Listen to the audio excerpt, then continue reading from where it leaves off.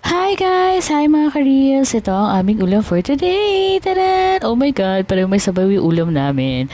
So, first ito, chicken curry yung ulam namin. Uy, pwede rin yan sa mom and dad ko kasi chicken naman. And then, meron pa rin silang ulam. Itong, I think tinolang tuna ata to.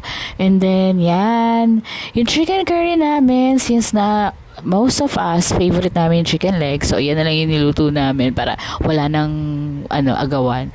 Yan, ang sarap niyan. Akin yan eh. Actually, plate ko na yung ginagawa ko dyan. So, kung meron kayong suggestion, comment nyo lang below. Follow me. Guys, pwede na ako makatanggap ng star. So, yan. Yan yung akin. Isa lang naman ang gusto ko.